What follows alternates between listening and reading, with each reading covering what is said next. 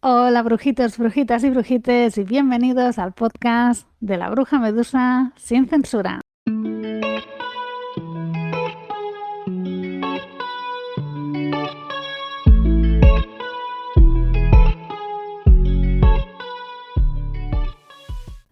Espero que hayáis pasado 2 buenas semanas. Se me ha alargado un poquito el podcast porque he estado un poquito enferma y un poquito de caída y un poquito de todo. Pero muchas gracias. El podcast llegó de nuevo al top 100 en Costa Rica. Costarriqueños, si me lo pedís, me voy con vosotros, ¿eh? O sea, muchísimas gracias. También vi que había una crítica en Apple, iTunes, eh, que siempre os pido, ¿no? Que dejéis las 5 estrellitas en Spotify y la crítica, la review en iTunes. Y vi una y me puse súper feliz de Costa Rica de nuevo, por supuesto. Muchísimas gracias. Eh, porque las críticas y las estrellitas ayudan a que el podcast vaya subiendo de posición y que llegue a más gente. Lo agradezco muchísimo. Y sobre todo hoy que hay un tema tan importante. Y bueno, no me quiero entretener mucho más porque hoy es, como he dicho, es importante y muy necesario que hablemos de ello. Entonces, gracias. Seguir comentando, compartiendo, dejando estrellas. Y ahora sí, empezamos con el episodio de hoy. Pues hoy quería leeros un artículo del Washington Post al que he hecho referencia en otras ocasiones sobre el consentimiento, en el que se pregunta si es el consentimiento suficiente. Y quería ir leyéndolo y, bueno, explicando mientras lo leo la importancia del consentimiento, pero a la vez cuestionarnos si es suficiente, ¿no? Dice el artículo, incluso cuando todo va bien, el sexo es complicado. Implica conexiones entre nosotros y con nuestro yo más profundo. A pesar de los muchos y populares argumentos de que es solo un acto físico, está claro para casi cualquier persona que lo haya tenido que el sexo tiene grandes consecuencias, algunas de las cuales pueden durar mucho después de que termine el encuentro. Durante las últimas décadas, nuestra sociedad ha llegado a creer que el consentimiento, como estándar legal y requisito moral, podría de alguna manera hacer que nuestra actividad más rebelde sea más manejable. Pero esto nunca va a ser fácil. Para ser justos, se ha necesitado un gran esfuerzo, incluso para llegar al lugar donde el consentimiento se considera un requisito básico para el sexo. Es cierto que, por ejemplo, en la ley de solo sí es sí, en España se hace muchísimo hincapié en el consentimiento. En este caso, el artículo habla de Estados Unidos, pero es cierto que se está haciendo muchísimo hincapié y hablando mucho del consentimiento. Sigue el artículo hablando de Estados Unidos. Las primeras leyes sobre violación reflejaban la opinión históricamente común de que las mujeres eran propiedad de un padre o marido cuyo honor podía verse perjudicado.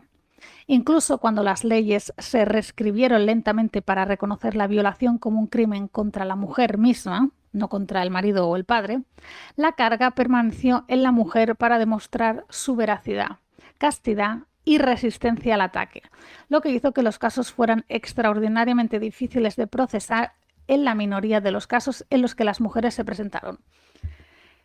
Quiero hacer hincapié en esto de la resistencia al ataque y es posible que lo hablen en otro podcast o en TikTok, que es la reforma del PSOE y el PP han cambiado la ley de solo si es sí en cuanto a ese artículo que decía que no era necesario violencia o intimidación para que se considerara una agresión sexual, es decir, una violación, y ahora sí será necesario la violencia o intimidación, ¿no? Y aquí el artículo señala lo de la resistencia, ¿no? Entonces, esto creo que es un tema lo bastante serio como para tomarlo aparte, pero lo que hasta aquí puedo decir es que me parece una gran equivocación y un gran retroceso lo que ha hecho el PSOE junto con el PP de poner la intimidación como requisito para que se considere violación.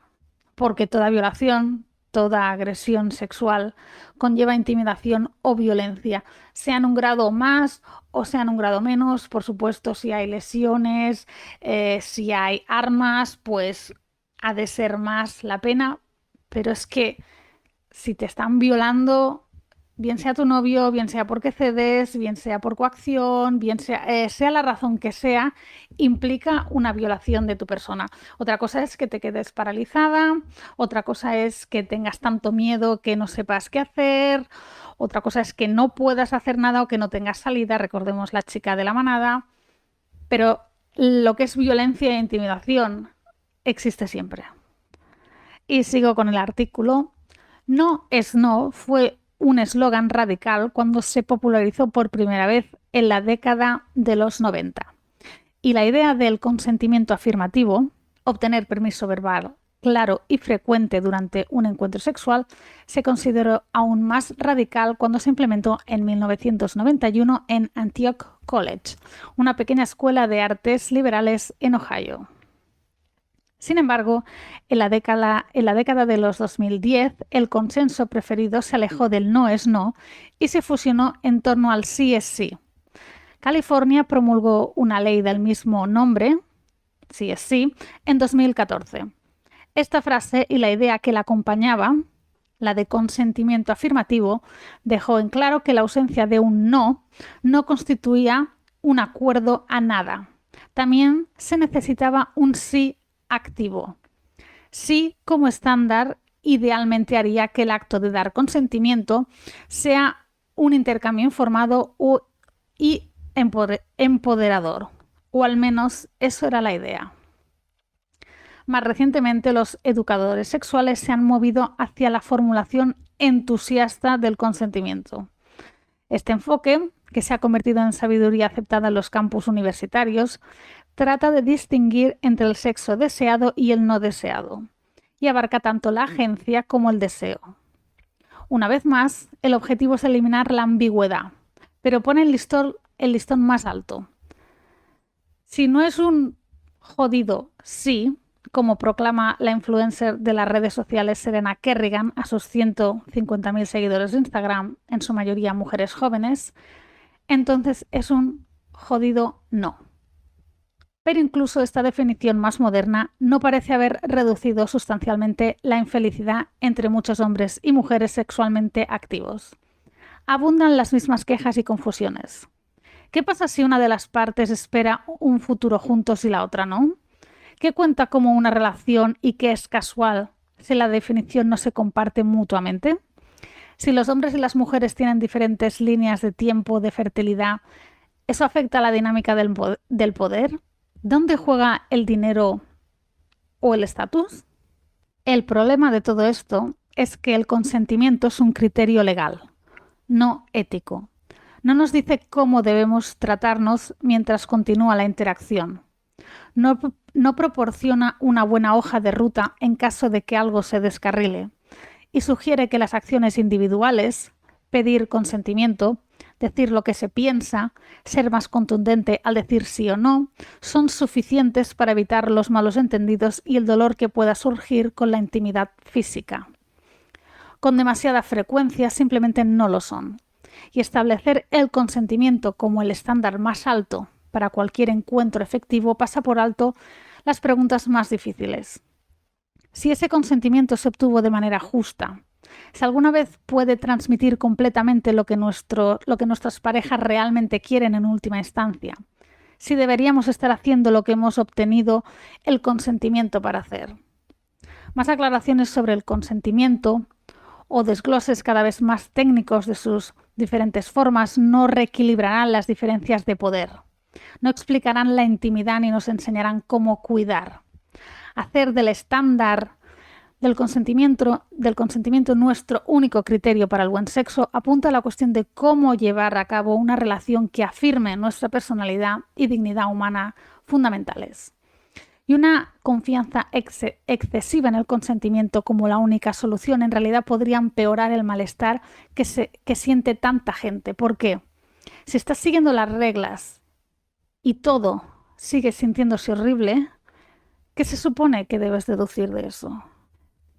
Quiero leer ahora un trozo que sale en el libro El derecho al sexo, también lo dejaré abajo, que dice así: en 2014, el gobernador de California, Jerry Brown, con el apoyo de las activistas feministas, aprobó la ley SB 967, conocida como la ley del sí es sí. Eso en el 2014 en Estados Unidos, decretaba que todos los centros universitarios que percibían fondos estatales destinados a ayudas económicas para los estudiantes debían acogerse al protocolo del consentimiento afirmativo a la hora de juzgar si un acto sexual era consensuado. Y la ley decía lo siguiente: el consentimiento afirmativo es la conformidad afirmativa, consciente y voluntaria de participar en un acto sexual. Es responsabilidad de cada una de las personas implicadas en dicho acto sexual el asegurarse de que cuenta con el consentimiento afirmativo de la otra u otras personas que participen en él. La ausencia de protesta o resistencia no equivale a consentimiento y tampoco el silencio equivale a consentimiento. El consentimiento afirmativo debe mantenerse a lo largo de todo el acto sexual y puede revocarse en cualquier momento. La existencia de una relación continuada entre personas o el hecho de que hayan mantenido relaciones sexuales en el pasado en ningún momento puede considerarse un indicador de consentimiento. Hubo críticas a esta ley, en concreto, esto no lo sabía, de un comentador político que sigo en Spotify que se llama Ezra Klein, que escribió que esta ley iba a rodear de dudas las prácticas sexuales cotidianas y a proyectar una sombra de miedo y confusión sobre lo que cuenta como consentimiento. Y añadía que las prácticas sexuales cotidianas en los campus universitarios necesitan un cambio drástico y los hombres han de sentir una fría punzada de miedo cuando entablan un encuentro sexual. Los problemas feos no siempre tienen soluciones bonitas. Bueno, pone en el libro si esta ley de solo sí es sí de California del 2014 hubiera resuelto otros problemas a los que se enfrenta Estados Unidos y otros campos de muchas universidades de Estados Unidos con el problema de las violaciones y las agresiones sexuales. Y dice así: si es que los hombres tengan relaciones sexuales con mujeres sin asegurarse primero un sí activo, entonces la ley de consentimiento podría ser una solución poco bonita pero efectiva. En cambio, si el problema es algo más profundo, si atañe a las estructuras psicosociales que llevan a los hombres a querer tener sexo con mujeres que no lo desean en realidad, o a las estructuras que les hacen sentir que es tarea suya vencer la resistencia de las mujeres, y a estas, por su parte, que deben tener relaciones sexuales con hombres pese a no desearlo, no queda tan claro de qué puede servir esta ley. Y es que, como señaló Catherine McKinnon, las leyes pro consentimiento afirmativo se limitan a cambiar las reglas de lo que constituye sexo legalmente aceptable. Si antes los hombres debían parar cuando las mujeres decían no, ahora deben conseguir que las mujeres digan sí. Y se pregunta: ¿cómo formulamos una regulación que prohíba la clase de sexo que genera el patriarcado?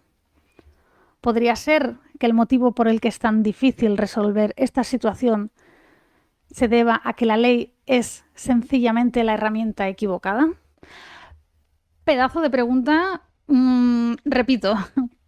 ¿Podría ser que el motivo por el que es tan difícil resolver esta situación se deba a que la ley es la herramienta equivocada?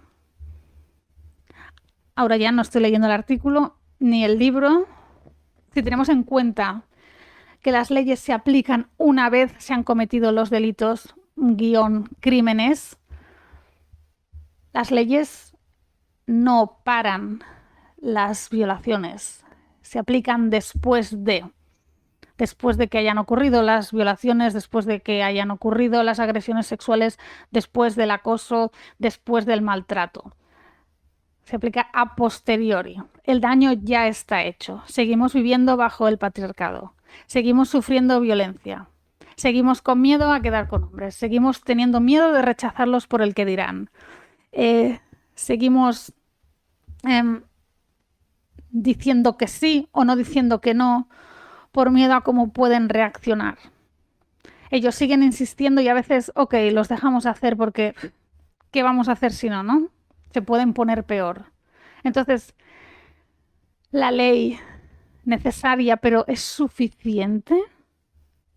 Dejo esta pregunta en el aire y vuelvo con el artículo que habla de Caitlin, un seudónimo por supuesto de 30 años, y le explica esto a la escritora del artículo del Washington Post. He tenido citas con este chico que me gusta mucho. Es el invierno del 2019, la era anterior a la pandemia, cuando los urbanitas solteros todavía se peleaban en apartamentos llenos de gente, intercambiando quejas y consejos sobre cervezas mediocres. Él me ahogaba durante el sexo, lo que se conoce como el choking, ¿no? Caitlin no estaba segura de si decir algo, o incluso de si podría considerarse un problema válido. Después de todo, momentos como este les habían sucedido a muchas de sus amigas, y en el momento ella había dicho que sí. Luego me pidió a mí, un completo extraño, que le dijera cómo se suponía que debía sentirse. ¿Qué piensas de que me ahogue? Quiero decir, ¿eso está bien? Mi reacción inmediata, dice el escritor, o escritora, es que ahora no sé quién es, fue que por supuesto no estaba bien. Se había sentido empujada a hacer algo que no quería hacer y debía ser honesta con su pareja y consigo misma. Su malestar era válido. Que sintiera la necesidad de pedirle confirmación a un extraño fue perturbador y triste. Sin embargo, entendí su vacilación. Al principio del movimiento Me Too, muchos comentaristas argumentaron que las mujeres simplemente deberían mejorar en decir no, negar su consentimiento y salir de situaciones incómodas. Y hay algo de verdad en eso. Pero también se sintió como una carga más sobre las mujeres, ser guardianas cuya comodidad y seguridad se basaban en tener el nivel adecuado de confianza en sí mismas y autocontrol, incluso en sus momentos más vulnerables. ¿Qué pasa con aquellos de nosotros que no siempre estamos perfectamente seguros de nosotros mismos? Bueno, supongo que es en femenino. ¿Qué pasa con aquellas de nosotras que no siempre estamos perfectamente seguras de nosotras mismas? Voy a hacer un inciso en esta mierda que dice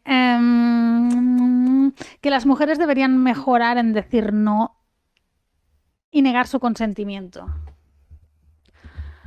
Y yo digo, ¿qué pasa cuando alguien te está besando, te está tocando, estás teniendo sexo y dices, no, esto no? O apartas y el tío sigue. ¿Qué pasa entonces? ¿Vuelves a decir que no? ¿Lo vuelves a apartar? ¿Le vuelves a hacer saber que estás incómoda? Porque que yo aparte a alguien no es para que esta persona, este hombre, tenga que seguir insistiendo. No es un puto juego. Me estás haciendo sentir incómoda. Te lo he dicho una, te lo he dicho dos, te lo he dicho 3 veces. ¿Qué pasa si me entra miedo a la primera y tú vuelves a insistir? ¿Qué pasa si a la segunda ya me empieza a paralizar? ¿Es mi carga tener que hacerte ver lo incómoda que estoy y el miedo que tengo? ¿Realmente los hombres son tan incapaces de ver, de reconocer el deseo en la mujer, de ver el miedo? ¿O es que solo pueden ver y percibir el mundo desde su perspectiva, que es de quiero meterla? Entonces, esto de poner la carga sobre la mujer para que niegue o que sea más asertiva, pues de nuevo, cuando hay unos roles de poder y el tío pues mide 2 metros o es enorme o estás, yo qué sé, en un portal o en un descampado, pues decir no a lo mejor me da más miedo y simplemente cedo. Y como a mí le habrá pasado a muchas mujeres. Vale, me estoy calentando un poco. Vale, sigo con el artículo. El tema de ser firme en cuanto al consentimiento elude una pregunta crítica sobre cuáles deberían ser nuestros estándares. Hay algunas prácticas sexuales, el choking, entre ellas la asfixia, coño, no me salía en castellano, de Caitlin, que erotizan la deshumanización y la degradación, para las cuales el problema no debería ser si son consentidas, sino si son éticamente válidas. Bueno, aquí, esto de la asfixia, mira,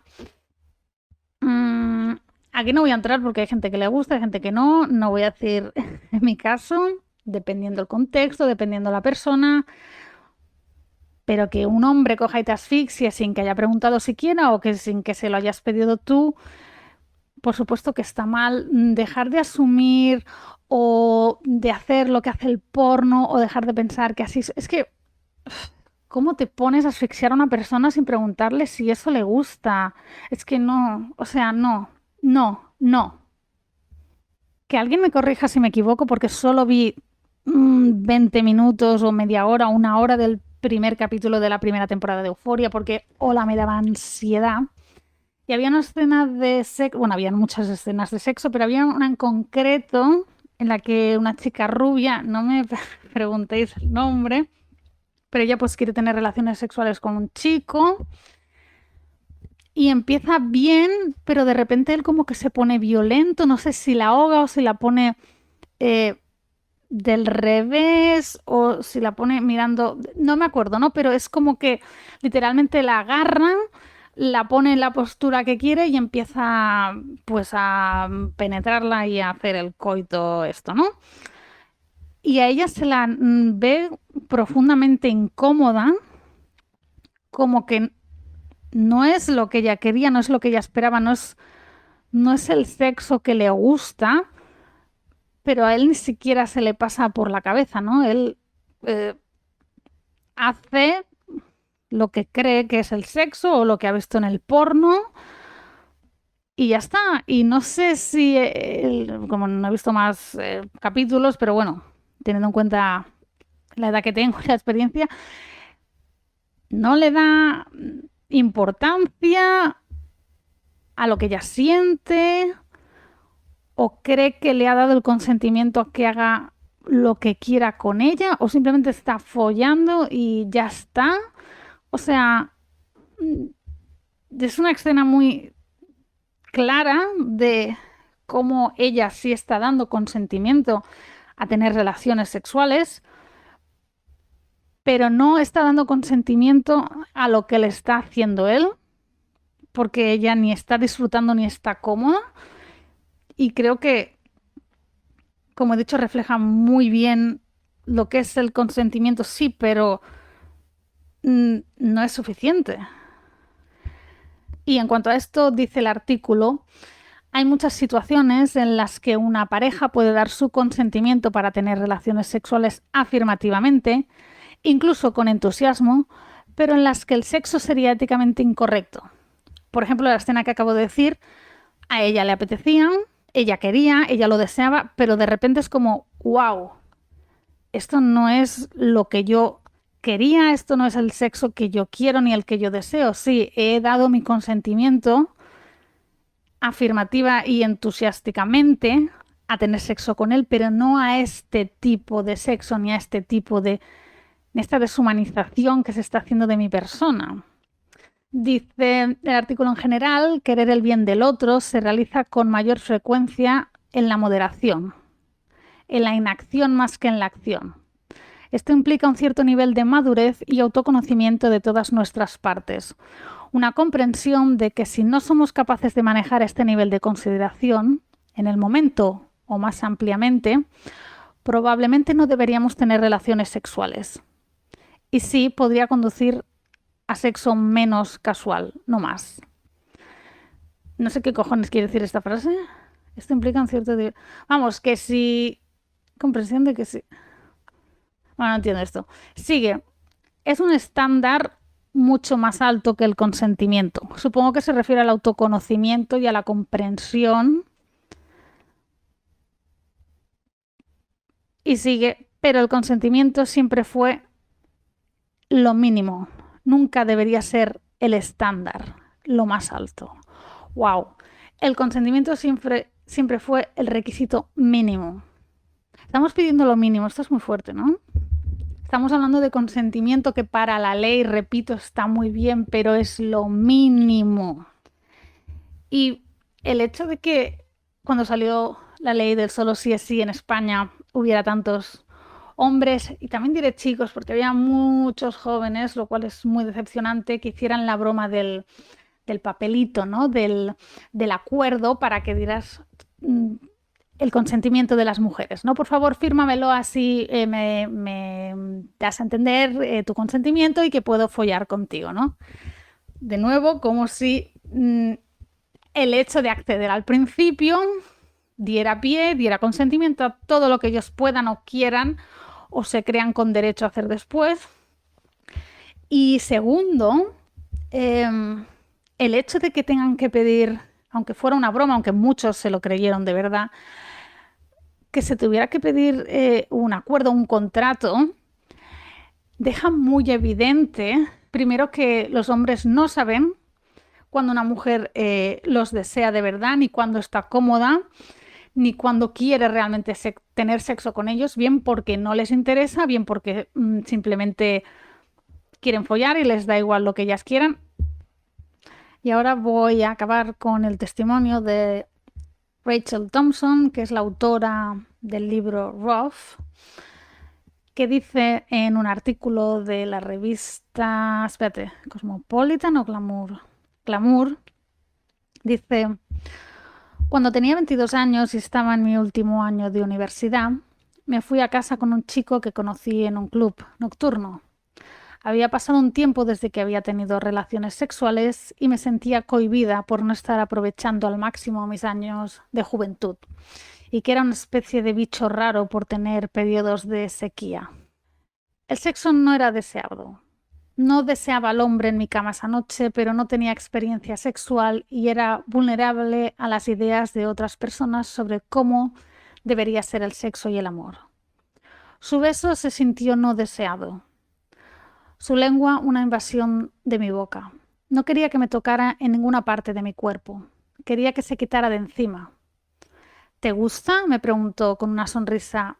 De hecho, no, dije vacilante. Quiero parar. Esa noche retiré el consentimiento en mitad del sexo, y al hacerlo desaté la ira del hombre que había traído a casa. Con los dientes apretados me pidió que siguiera. Me disculpé y dije que quería parar, pero él estaba enojado y actuó como si yo le hubiera quitado algo. Maldita zorra, me dijo, mientras sacaba a ese hombre de mi piso de estudiantes con la ayuda de mi compañero de piso. Me lanzó insultos sobre mi cuerpo y gritó en la calle. Cuando cerramos la puerta detrás de él, mis manos temblaban tanto que doblé la puerta delantera. Mientras investigaba para mi libro Rough, el título es Rough, cómo la violencia ha encontrado su camino hacia el dormitorio y qué podemos hacer al respecto, me inundaron las historias de mujeres y personas de géneros marginados cuyas primeras experiencias sexuales estuvieron marcadas por el miedo y el maltrato. Algunas relataron experiencias de violación o agresión sexual, algunas hablaron sobre violaciones que aún no estaban seguras sobre cómo articular, y algunos casos compartidos en los que su identidad les había presentado formas de ser dañadas a través de microagresiones racistas o diferentes actos. Escuché de innumerables personas que describieron permitir, es decir, consentir, tener relaciones sexuales que no querían o deseaban por una gran cantidad de razones, y otras que dijeron que no estaban seguras de que su violación contara porque era técnicamente consentida. Durante mi investigación para el libro descubrí que casi una cuarta parte de las mujeres adultas en Estados Unidos se han sentido asustadas durante las relaciones sexuales, que me sume a mí, aunque sea de España, porque sí, me puede sumar a mí. Y supongo que a muchas de las que nos escuchan. La autora prosigue y dice: Recientemente una educadora sexual me dijo que escuchaba preguntas de jóvenes sobre el consentimiento que se expresaban de la siguiente manera. ¿Es legal si hago esto? Pero en lugar de ver el consentimiento como un obstáculo legal para saltar, hola, el contrato de la ley solo si es sí, aquí tenemos el contrato y por lo tanto puedo hacer lo que quiera. Bien, prosigue el artículo. Deberíamos pensar, ¿es correcto actuar de esta manera? Deberíamos cambiar nuestro pensamiento de la legalidad y el consentimiento como una especie de acuerdo contractual y en cambio pensar en la ética de nuestras interacciones sexuales. Durante mi conversación con la académica Laina Bai Chen, ella planteó la idea de las relaciones sexuales basada en la ética. Y dice Laina Bai Chen, lo que deberíamos estar haciendo es infundir a todos los encuentros sexuales un sentido de ética y compromiso mutuo. Incluso si es de una noche, si es casual, aún deberías preocuparte por ese humano como ser humano. Esto, si no lo he dicho yo 1500 veces, lo de que los hombres no ven a las mujeres como seres humanos, lo ven como un medio, las ven como un objeto, un medio para conseguir un fin, y el fin es follar, el fin es correrse, el fin es tener un orgasmo, el fin es obtener sus cuerpos, presumir de sus conquistas sexuales. No nos ven como seres humanos. Lo he dicho 200.000 veces y no me cansaré de decirlo. Bueno, sigo leyendo. Permitir el sexo no deseado es una cuestión de género. Más de 4 de cada 10 mujeres viven con miedo de rechazar las demandas sexuales de su pareja y sienten que no tienen más remedio que aceptar, según un estudio global de la ONU de 52 países. 4 de cada 10 mujeres. Para cambiar nuestra cultura sexual es importante reflexionar sobre las formas en que los roles de género y las ideas culturales pueden estar influyendo en la toma de decisiones en situaciones sexuales. Estas percepciones pueden llevarnos a creer que deberíamos tener relaciones sexuales incluso si no queremos o no tenemos ganas de hacerlo. Debemos movernos más allá del consentimiento, que es necesario, obviamente nadie está diciendo que no. Pero deberíamos comenzar a pensar en mejorar la comunicación con nuestras parejas sexuales. Cuando se dice pareja no se refiere solamente a pareja romántica, estable, monógama, ¿ok? También engloba el sexo casual de una noche con un desconocido, desconocida, sigue siendo un ser humano. Prosigo. Y lo que es más importante, establecer y respetar los límites sexuales. Los límites establecen las pautas básicas sobre cómo desea que le traten a una y en un contexto sexual. Le dicen a su pareja sexual lo que se siente cómoda haciendo y los actos sexuales que están 100% fuera de los límites, así como los actos que podría estar dispuesta a intentar. Nuestra cultura sexual no va a cambiar por sí sola. Como individuos es hora de reflexionar sobre cómo las estructuras de poder podrían haber dado forma a nuestras ideas sobre el sexo e impactado nuestro comportamiento hacia otras personas. En última instancia, no tiene que gustarte o amar a las personas con las que te acuestas, pero debes tratarla con el respeto básico con el que tratarías a cualquier otro ser humano en cualquier otro entorno. Esto, por Dios, voy a repetir, I'm going to repeat. En última instancia, no tiene que gustarte o amar a la persona con la que te acuestas, pero debes tratarla con el respeto básico con el que tratarías a cualquier otro ser humano en cualquier otro entorno. ¡Wow! También lo dije en el episodio pasado sobre que los hombres cis hetero cuando están en relaciones de pareja románticas, cuando aman a la mujer, cuando les importa a ella como ser humano, sí se preocupan de su placer, pero cuando tienen sexo casual, sexo de una noche, o ya amigos o lo que sea, entonces van más a meterla, a correrse ellos y poco o nada les importa el placer de la mujer De nuevo, la ven como un objeto, un medio, un fin por el cual llegar a su medio, en fin, que la ven como una cosa. No estamos viendo a las mujeres como seres humanos. Por eso el hecho de hablar de consentimiento, pese a que es muy necesario, es un estándar que está en el puto suelo. Quiero decir, el consentimiento es lo mínimo. Es como cuando decimos que hemos conocido a un chico y que nos trata bien, que llama cuando dice que va a llamar o que es buena persona. En fin, claro que está bien, ¿no? Por supuesto, no queremos salir con un pedazo de cabrón que nos trata como a la mierda.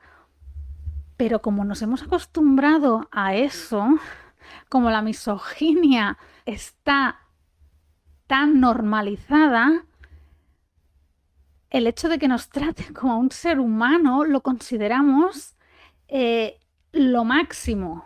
O sea, el tío es un héroe porque nos trata como un ser humano. ¡Wow! ¿Quieres una puta medalla? En plan, le dices a un tío, tío, te dije que pararas. Oh, yo paré. Oh, ¿en serio? ¡Wow! ¡Qué tío tan maravilloso eres! ¡Wow! Increíble. ¿En serio? ¿A ese nivel hemos llegado? No debería ser así. No deberíamos haber normalizado lo mínimo. Y les ponemos excusas. Ya no, en el tema del sexo no pienso hablar porque eso es inexcusable, pero seguimos poniendo excusas. En temas relaciones, bueno, no ha llamado porque estaría ocupado, me ha gritado porque tendría mal día, está pasando por un mal momento, necesita su espacio, siempre es lo que quiere él, lo que necesita él. A las mujeres se nos ha acostumbrado, se nos ha enseñado, se nos ha lavado el cerebro para que hagamos todo lo que ellos necesitan. Y nosotras como cuidadoras quedamos en segundo plano, si bien no en tercero, en cuarto o en el último, ¿no? Porque lo importante es lo que quiera él. Y si él tiene un día malo, entre comillas, y te trata como la puta mierda, bueno, pobrecito. Pobrecito.